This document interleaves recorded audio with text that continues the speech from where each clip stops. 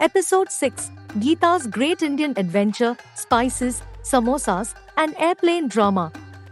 This narrative is proudly brought to you by Police Speaks For You. At Police Speaks For You, we are committed to empowering individuals, especially those with disabilities or learning challenges, through innovative text-to-speech and voice recognition technology. Police Speaks For You is more than just software.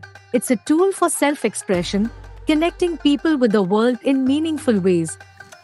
By blending the richness of history with cutting-edge technology, Police Speaks For You demonstrates that every voice, whether preserving the past or shaping the future, has the potential to inspire. While we strive to make the story engaging, our primary focus is on storytelling itself. The visuals are secondary. We are showcasing the remarkable capabilities of text-to-speech software that bring these stories to life. After my dazzling victory on South Africa's Got Flavor, Jamie Oliver himself handed me the ultimate prize, a once-in-a-lifetime trip to India. Yes, the land of spices, the birthplace of curry, and, as Shanti never failed to remind me, the place where I'd finally learn what real food tasted like. The whole family was going. Me, my darling husband Rajesh, who still didn't quite understand what curry jalebi was, Shanti, obviously, and my two kids, Kavi and Neeta, who were mostly excited about missing school. But our grand adventure to the motherland? Oh, it started with a bang. And by bang, I mean the sheer chaos that was South African Airways. We were barely at the airport when Shanti's complaints started. Rajesh, did you weigh those suitcases?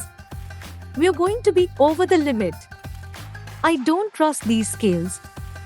Relax, Ma, Rajesh said, sipping his takeaway coffee. It'll be fine. How much could a few bottles of Mrs. Ball's chutney and 10 packets of Simba chips weigh? Shanti gave him a look. Mrs. Ball's chutney? Are you trying to embarrass us in front of real Indians? Ignoring her, I glanced at the boarding gate. There, parked on the runway, was a plane, a South African Airways flight that looked like it had seen better days. It was a little on the smaller side, and from the number of passengers lining up, I was starting to worry. We boarded, and that's when the madness really started. The flight was packed like the Durban station on Diwali morning. Passengers everywhere, squeezing into seats, balancing oversized hand luggage, and arguing over who got the window. And let me tell you, you haven't truly lived until you have experienced a South African flight packed like a Chatsworth taxi. It was as if half of Durban had decided to join us on our journey to India. Ma, where's all this luggage going to go? I asked, as Shanti tried to cram another bag into the overhead compartment. Where there is a will, there is a way, she said, forcing the bag in with a loud grunt. A moment later, the flight attendant came by, eyeing the wobbling luggage suspiciously. Ma'am, she started, you can't store bags like that. The overhead bins. Before she could finish, one of our bags fell out, narrowly missing the passenger in front of us. Oops, Shanti said, with a sheepish smile. Maybe we will just keep it on our laps, no? The flight attendant sighed and moved on, clearly realizing there was no winning with us. The plane finally took off, and as we soared into the sky, Shanti, true to form, started whispering loudly. Geeta, these seats are smaller than my old kitchen chairs. How are we supposed to survive 10 hours in these conditions? Just relax, Ma, I muttered, squeezing into my seat. Enjoy the flight. Of course, enjoying the flight was impossible. Between the auntie in the next row yelling on the phone, yes, she was somehow still on the phone during takeoff, and the overhead bins rattling with precariously balanced luggage, it felt more like a local taxi than an international flight. And Rajesh? He was already fast asleep, snoring softly as if nothing was happening. Typical. We landed in Mumbai, and I felt a wave of excitement. India, the land of spices, history, and unbearable humidity.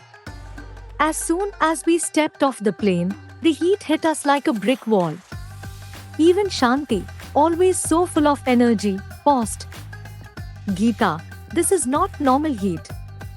It's like walking into a curry pot, she muttered, fanning herself. But no amount of sweat could dampen our excitement. We were about to explore India, eat the best food, and, for me, hopefully not make a fool of myself in front of real Indian chefs. Our first stop was a street market in Mumbai, and let me tell you, it was a sensory overload. Colors everywhere, the smell of spices in the air, people shouting out prices, and food stands offering everything from pani puri to masala dosa. I was in heaven. But, of course, Shanti had to make it competitive. Geeta, she said, smirking, let's see how you handle this. You think you can eat street food like a local? Ma, I said, already eyeing a plate of spicy pani puri, I've got this.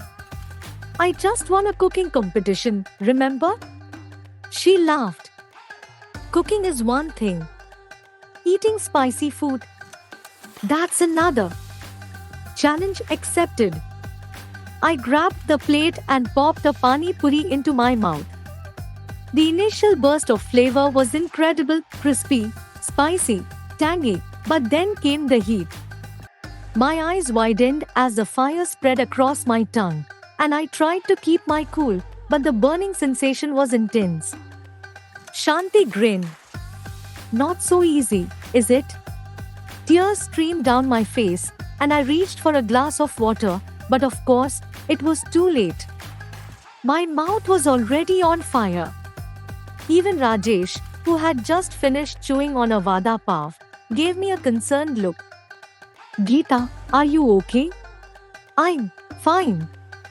I gasped, trying to smile as my lips burned. Just a bit spicy. Shanti gave me a knowing look, but I wasn't about to give up. I wiped my eyes, took a deep breath, and went in for round 2. After the market, we visited some of the most iconic sites in India, the Taj Mahal, Jaipur's pink palaces, and the bustling markets of Delhi. Everywhere we went, Shanti had an opinion. Geeta, look at the size of this chapati. You'd never make something this perfect back in Chatsworth. Rajesh, why don't you ever dress like these Indian men? Look how handsome they are in their kurtas.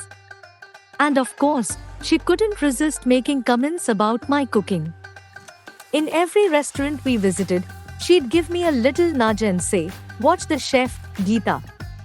Maybe you'll learn something. But as much as she teased me, I couldn't help but enjoy every moment. India was incredible, chaotic, beautiful, and full of surprises.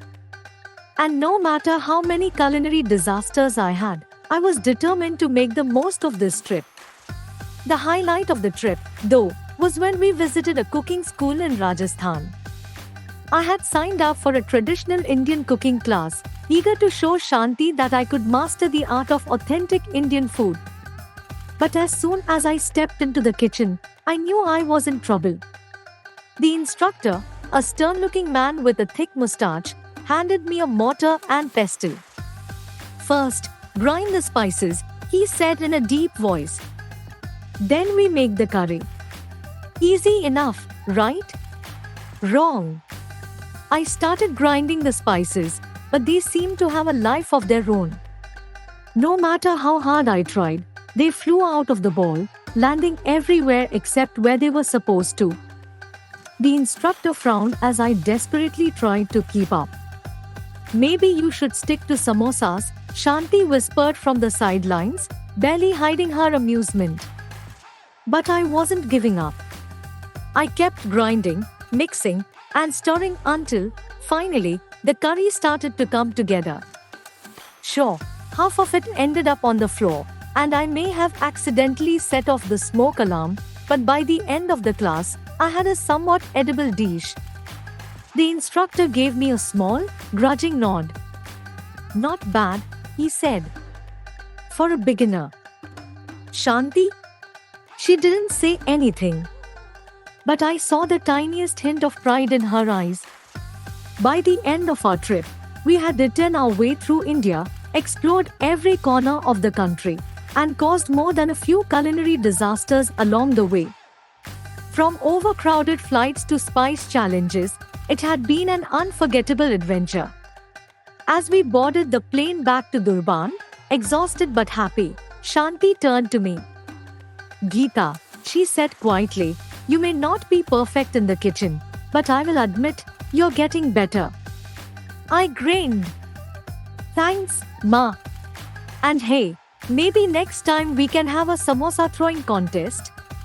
She laughed, and for the first time, I felt like maybe, just maybe, we were finally on the same team. Until she added, "Don't get too confident, Geeta. There's always room for improvement." Ah, Shanti. Some things never change. And with that, we flew back to South Africa, tired, happy, and ready for whatever crazy adventure came next. If you're enjoying this story, please remember to hit like, share, and subscribe. Your support helps us continue creating content that educates and empowers.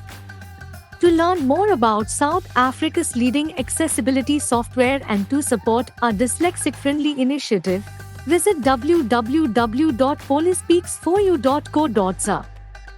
Drop a comment if you want more information.